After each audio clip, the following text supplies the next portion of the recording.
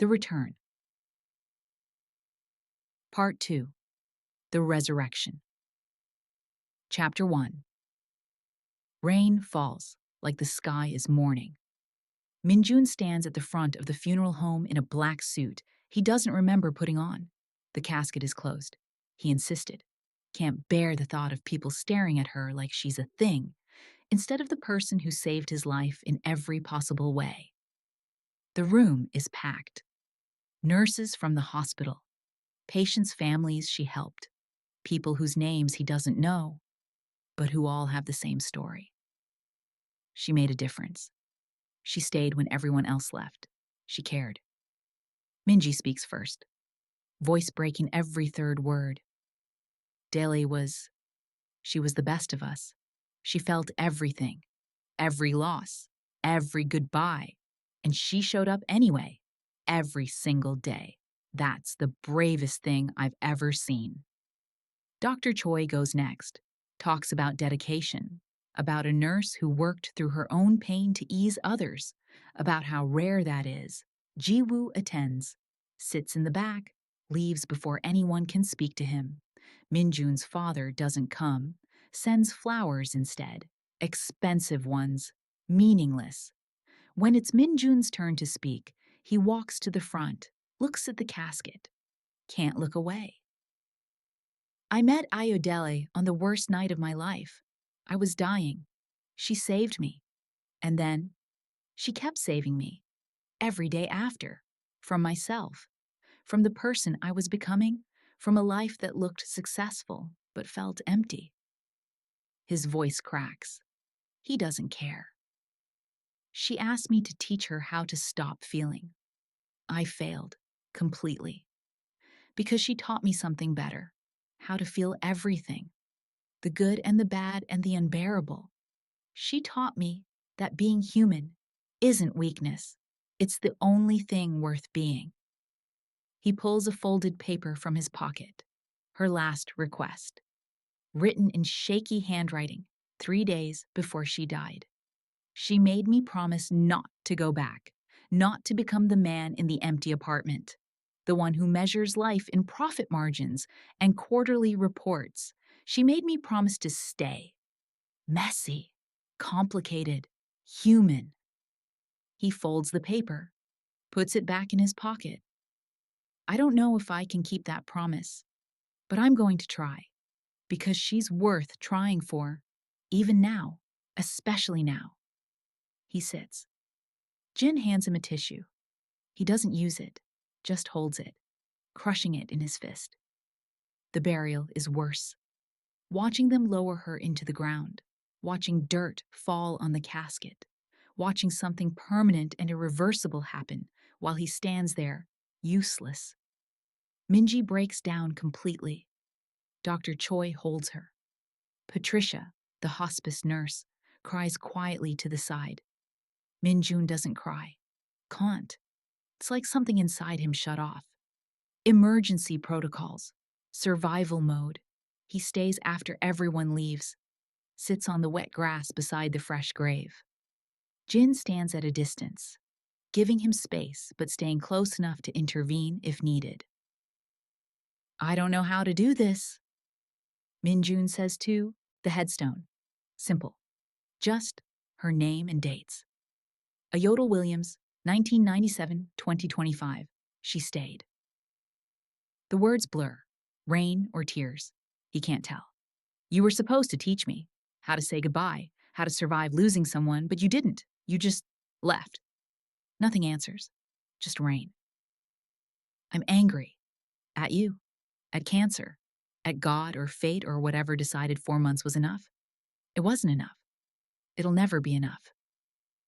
His phone buzzes. He ignores it. I miss you. It's been 3 hours, and I miss you so much I can't breathe. How am I supposed to do this for the rest of my life? Still nothing. Jin approaches. Sir, we should go. I'm not ready. I know, but you're soaked. You'll get sick. I don't care. She would. That gets him. He stands, looks at the grave one more time. I love you, he says. I'll always love you. even when it kills me. He walks away, doesn't look back. Can't. Chapter 2.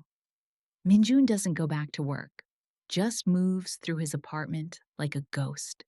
The penthouse he swore he'd never return to. But Ayodele's apartment was too painful, too full of her. This place is empty. Perfect for someone who feels the same. Days blur. He doesn't eat unless Jin forces him. Doesn't sleep except in short, nightmare-filled bursts. Doesn't answer calls except from Minji, who checks on him daily. "You need to eat something," she says, showing up with soup he won't touch. "I'm fine." "You're not fine. You look like death." "Appropriate." "Dale wouldn't want." "Don't." His voice cuts. "Don't tell me what she'd want. She wanted to live. She wanted time. She wanted things we can't have. So maybe what she'd want doesn't matter anymore." Minji recoils. "That's not fair. Nothing about this is fair." She leaves the soup, leaves him. He stares at it until it's cold, throws it away. Week 2 after the funeral. Jiwoo visits. Lets himself in with the key Min-jun gave him years ago. Finds his brother in the same clothes from 3 days ago, surrounded by Ayodele's things, her journal, her stethoscope, a photo from their wedding. "Hyung." Min-jun doesn't look up. "Leave." "No." "Jiwoo, I'm not in the mood." "I don't care. You look like hell. You smell worse. And you're going to do something stupid if someone doesn't intervene." "What's stupid? Grieving my wife?" "Grieving is fine. This isn't grieving. This is giving up. And she specifically asked you not to do that." Min-jun finally looks at him, eyes hollow. "What do you know about what she asked?" "I know she made you promise to stay human. I know you're breaking that promise right now. And I know if she could see you like this, she'd be furious." "She's dead. She can't see anything." "Are you sure about that?" Something in Jiwoo's voice makes Min-jun pause. "What does that mean?"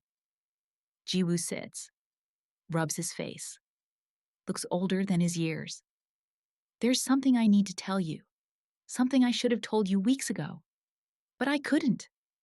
And now—" "Spit it out. The brake lines, the garage, the attempts on your life." Jiwoo meets his eyes. "It was me." Silence. Then Min-jun lunges, gets halfway across the room before Jin appears, blocks him, holds him back. "Let go!" "Sir, stop! He tried to kill me." "I know!" Jiwoo shouts. "I know, and I'm sorry. I'm so goddamn sorry, but I didn't. It wasn't supposed to." He's shaking. "Father put me up to it. Said if you died, we'd split the company. I'd finally be equal, finally matter. And I was weak. I was stupid. I said yes." Min-jun stops struggling, stares. "You... what?" "The brake lines. I cut them. But I didn't know you'd actually crash. I thought you'd notice. Get them fixed. It was supposed to be a warning, a scare tactic. But then, you almost died and I—" His voice breaks. "I couldn't do it again. The garage. That wasn't me. I swear. Someone else. Father hired someone else when I backed out." "You expect me to believe—" "I have proof. Recordings, texts, everything. I was going to the police. But then, Ayodele got sick, and you were dealing with that, and I couldn't add to it." Min-jun sags. Jin releases him. He doesn't attack, just stands there, processing. "Get out," he finally says. "Hyung, get out, and don't come back. Ever. You're dead to me." Jiwoo stands, nods, leaves a folder on the table. "Evidence. For the police. For whatever you want to do. I know I don't deserve forgiveness, but I am sorry. For all of it." He leaves. Min-jun stares at the folder for an hour. Opens it. Finds everything. Texts between Jiwoo and their father. bank transfers, audio recordings. Enough to put them both away.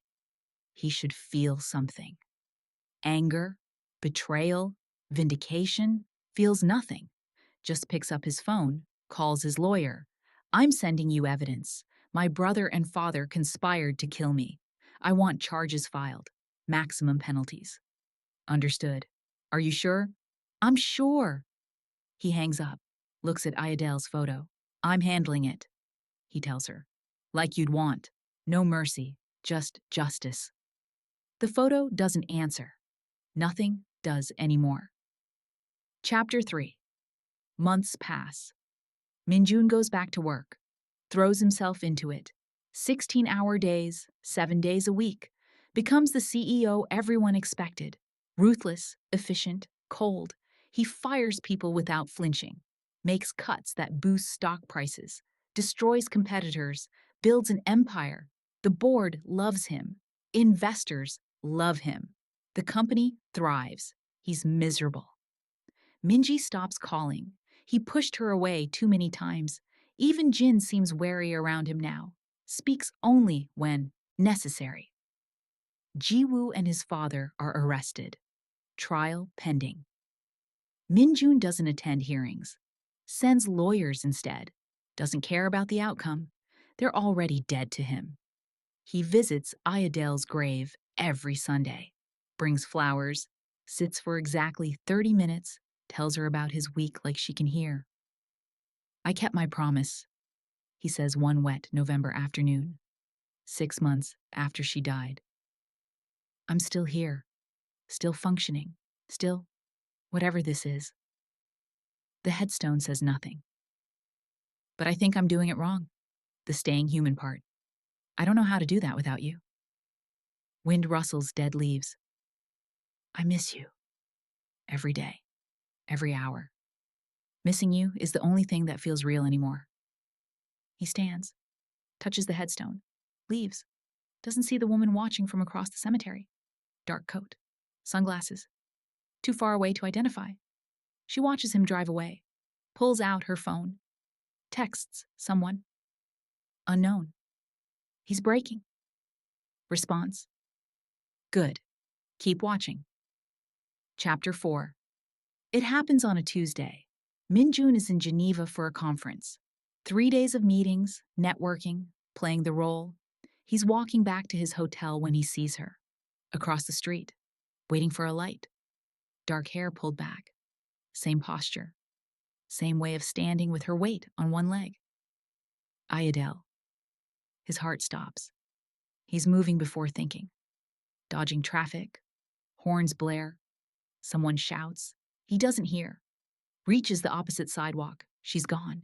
He spins, searching. There, disappearing around a corner. He runs, turns the corner. A crowd of tourists. He pushes through, catches another glimpse. Dark coat, moving fast. Ayodele! People stare. He doesn't care. Chases her for 3 blocks. Loses her in a metro station. Searches for 20 minutes. Nothing. Jin finds him sitting on a bench, staring at nothing. Sir, what happened? I saw her. Saw who? Ayodele. I saw her. Jin's expression shifts. Concern, pity. Sir, that's not possible. I know what I saw. You're tired, grieving. Sometimes the mind. It was her. He stands, frantic. She was here, right here. I saw her face. Sir, I'm not crazy. I didn't say you were. Then stop looking at me like that. Jin says nothing, just guides him back to the hotel. Min-jun goes, numb. In his room, he sits on the bed, stares at his hands. Maybe Jin is right. Maybe he is losing it. Grief manifesting as hallucinations. Seeing her everywhere because he can't accept she's gone. His phone buzzes. Unknown number. Unknown. You're not crazy. Meet me tomorrow. 3 p.m. Parc des Bastions. Come alone. His hands shake. He types. Min-jun. Who is this? No response. He doesn't sleep that night, just paces. Watches the clock. Counts down hours. At 2:45 p.m., he's at the park. Jin insisted on coming. Min-jun made him wait at the entrance. If I'm not back in an hour, call the police. Sir, this could be dangerous. I don't care. He walks into the park, finds a bench near the chess players, sits, waits. 3 p.m. comes, goes, 3:15. He's about to leave when someone sits beside him. Don't turn around, don't react, just listen. The voice hits him like a physical blow. Ayodele's voice. I'm alive, she says quietly. I'm sorry, I'm so sorry, but I'm alive. He turns. She's wearing sunglasses, a wig, but it's her. Unmistakably her. Same eyes, same mouth, same everything. No, his voice doesn't work. You're not real. I'm real. She takes off the sunglasses, and there she is, alive, breathing, impossible. I watched you die. He's standing, backing away. I held you. I felt you stop breathing. I buried you. I know. Then how? Witness protection. I testified against a medical malpractice ring. Organ trafficking. They were using the hospital, harvesting from patients without consent. I found out, reported it. They threatened to kill me. The FBI offered me a deal, testify and disappear. Fake my death, new identity, new life. The words don't make sense. Can't make sense. You let me bury you. I had no choice. You let me bury you. He's shouting now. People stare.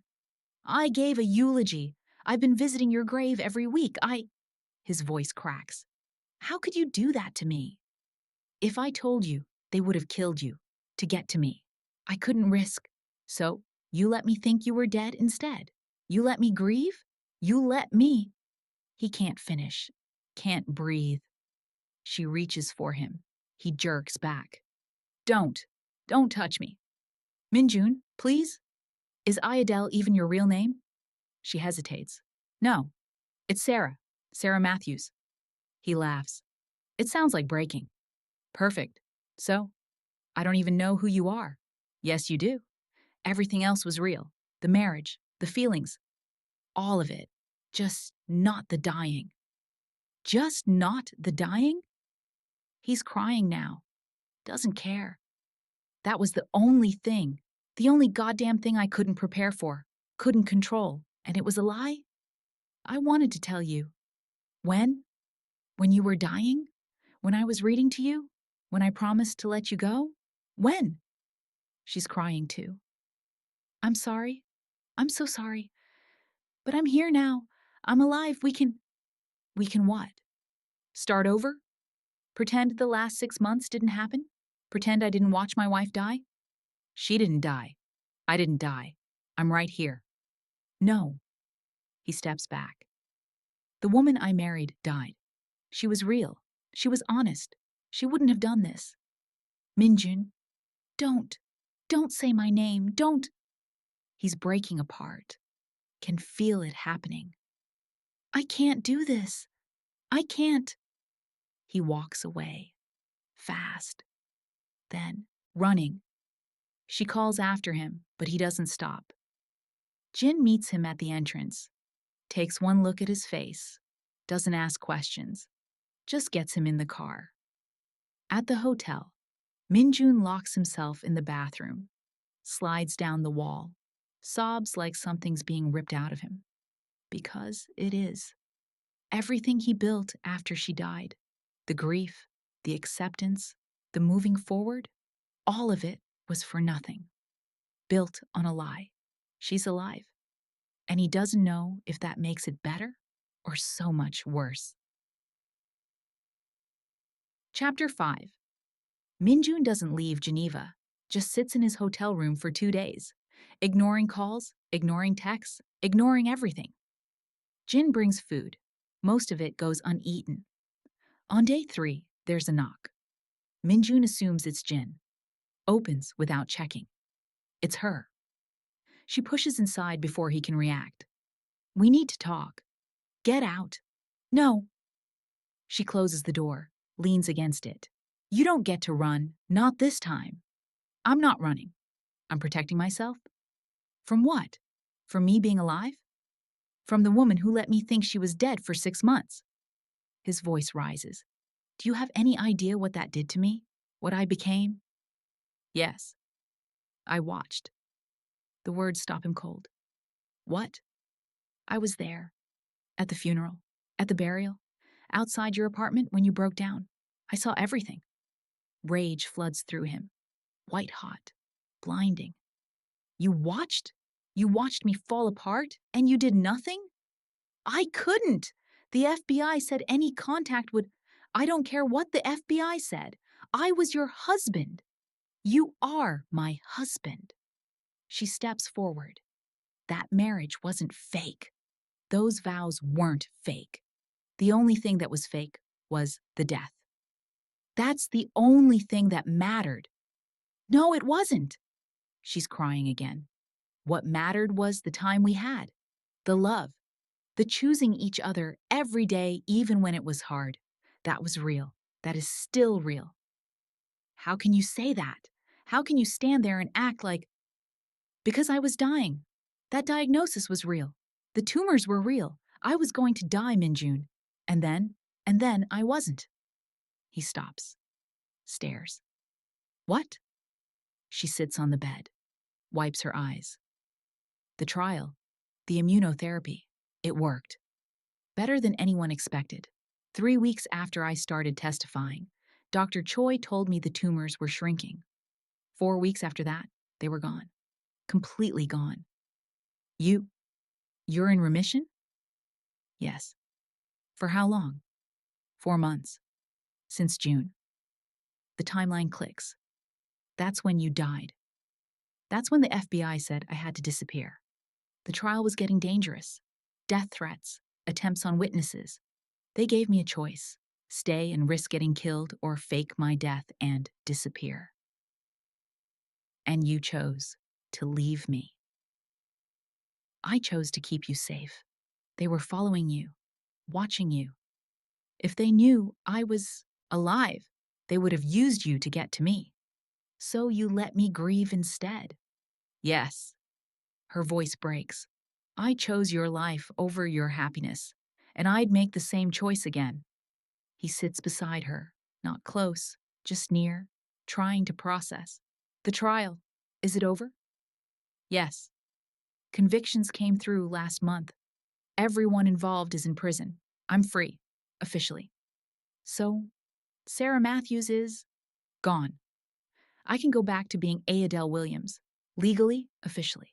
The FBI helped me reinstate everything. Except you're not Ayodele Williams. You never were. That name was mine long before it became a cover story. I chose it when I moved to Seoul, started fresh. New name, new life. So yes, I am Ayodele. That part was never a lie. He doesn't know what to feel. Anger, relief, betrayal, joy, all of it at once. Overwhelming. Why are you here? He finally asks. Why track me down? You were free? You could have stayed gone. Because I love you. And because I couldn't live the rest of my life knowing you thought I was dead. What did you think was going to happen? I'd see you and everything would be fine? That we'd just pick up where we left off? No. I thought you'd be angry, devastated, furious, and you are. All of those things. But you're here. You're listening. And that's more than I deserve. It is. I know. They sit in silence. The city sounds filter through the window. Traffic, voices, life continuing around them. I visited your grave every week, Min-jun says quietly. Brought flowers, talked to you, told you about my day. I felt insane, but it was the only way I could still have you. I know. I saw. You were there. Once, from a distance. I couldn't stay away completely. Needed to know you were okay. I wasn't okay. I'm still not okay. I know. She reaches for his hand, slowly, giving him time to pull away. He doesn't. Her fingers lace with his, familiar, devastating. I don't know how to do this, he admits. How to be angry and relieved at the same time. how to love you and hate what you did, how to. We figure it out. Together, like we did before. Before was different. Before I thought I was losing you to something neither of us could control. But this? You chose this. You chose to leave. I chose to save you. Same thing. No, it's not. Because I came back. I fought my way back. Through trials and threats and 6 months of hell, I came back for you. He looks at her, really looks, sees the weight she's carrying, the trauma, the guilt, the desperate hope. I'm not ready to forgive you, he says. Okay, I might never be ready. I understand.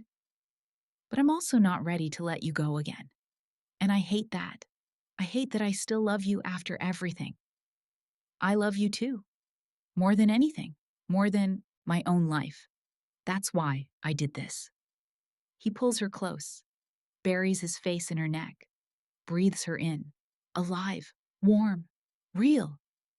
If you ever lie to me again, he whispers against her skin, I'll leave. No second chances, no explanations, I'll just go. I won't. I swear. No more lies, no more secrets. Promise? I promise. On everything. On us. They hold each other, crying, laughing, breaking and healing at the same time. We're insane, she says. Completely. This is never going to be normal. I don't want normal. I want you. She pulls back, looks at him. What now? Now? He stands, pulls her up. Now we go home, together, and we figure out how to rebuild, because we're apparently very good at starting over. Are we? We must be. We've done it 3 times now.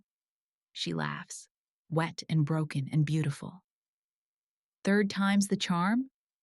Better be. I don't have it in me for a 4th. They fly back to Seoul the next day. Jin says nothing about the woman who's suddenly with them, just loads her bag into the car alongside Min-jun's. At the airport, she stops. What if people see me? What if someone recognizes, let them, you're alive, you're mine, and I'm done hiding. She takes his hand. They walk through the terminal together. Back in Seoul, the first person they see is Minji. She's leaving the hospital, spots them, freezes, then screams. What the actual? Ayodele runs to her. They collide, both sobbing. Minji is hitting her and hugging her at the same time. You're alive? You're alive? I'm going to kill you. I'm sorry. How are you alive? It's a long story. I mourned you. I cried for months. I know. I'm sorry. They collapse onto a bench, holding each other. People stare. Neither cares. Min-jun watches, gives them space. This reunion is theirs. Eventually, Minji looks up at him. Did you know? I found out 3 days ago. And you're not? Furious? Devastated? In love? All of the above? Minji looks between them, shakes her head. You two are absolutely unhinged. We know, they say in unison. That night, back at Min-jun's apartment, they lie in his bed. Not sleeping, just existing. What happens with Jiwoo? She asks. And your father? Trial starts next month. They'll likely go to prison. How do you feel about that? Numb, mostly. They stopped being family a long time ago. I'm sorry. Don't be.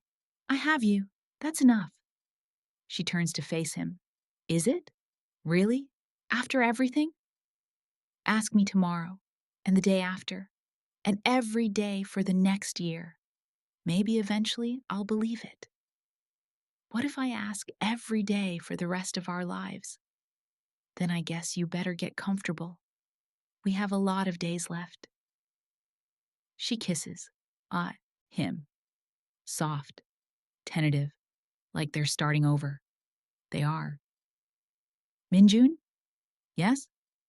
Thank you for not giving up on me, even when I gave up on myself. You didn't give up. You fought for both of us. I'm just sorry it took me this long to see it. We have time now. to figure it out, to heal, to just be. How much time? She smiles. If the doctors are right, decades, decades and decades of boring, normal, beautiful time. Good. He pulls her closer. Because 4 months wasn't nearly enough. And I'm greedy. I want all of it. Every day, every moment. All the boring and beautiful and everything in between. You have it. You have me. For as long as you want me. Forever then. Forever. She echoes.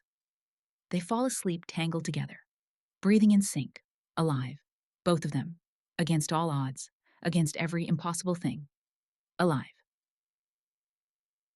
Epilogue, 1 year later. The apartment has plants now, living ones, Ayodele insisted.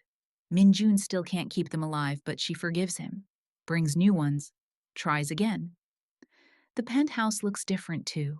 Photos on the walls, her clothes in his closet, books she loves mixed with his, a life built slowly, carefully, with intention. They got married again, properly this time. Big ceremony, all their friends, Minji as maid of honor, Dr. Choi attending, Jin standing awkwardly in a tux.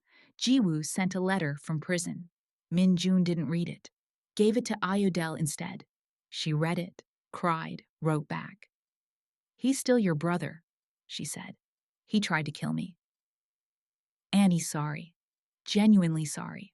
That doesn't undo it, but it means something. Not to me. Then, to me. I forgave you for being angry. Can't you forgive him for being weak? He's thinking about it. Maybe. Someday. His father is serving 15 years. No parole. Min-jun doesn't visit. Probably never will. The company is thriving. Min-jun still works long hours, but he comes home now. Every night. To her. To plants. To a life that feels real. Ayodele went back to nursing. Part-time. Mostly works in hospice now. Helping people say goodbye. Giving families what she couldn't give Min-jun. Time. Truth. Peace. You're good at this, her supervisor says one day, watching her sit with a dying patient. I've had practice. With death, with living. Death is just the end of that. On a Sunday, they visit the cemetery. Her grave is still there. They kept it. A memorial to the woman who died so another could live. Min-jun brings flowers. She brings honesty. I'm sorry, she tells the headstone, for what I put you through, for the lie, for all of it. You say that every week, Min-jun points out, because I mean it every week. I know, but you can stop. I've forgiven you. Have you? He thinks about it, mostly, getting there. When will you know? When I stop being terrified, you'll disappear again. That might take a while. I have a while. We both do. They sit on the grass, watch other people visit other graves, say other goodbyes. Do you regret it? She asks. Any of it? Regret what? Falling in love with someone who faked her death? When you put it like that, no, I don't regret it. I regret the pain, the grief, the 6 months of hell. But you? Us? Never. Even when it's hard? Especially then. Because hard means we're fighting. And fighting means we still care. She leans against him. I love you. I love you too. Even when you're impossible. Especially when I'm impossible. Especially then. They stay until the sun sets, walk home hand in hand, order takeout, watch a terrible movie, fall asleep on the couch. Ordinary, beautiful, real. Everything they fought for. Everything they almost lost. Everything worth keeping. The end. Thank you for watching.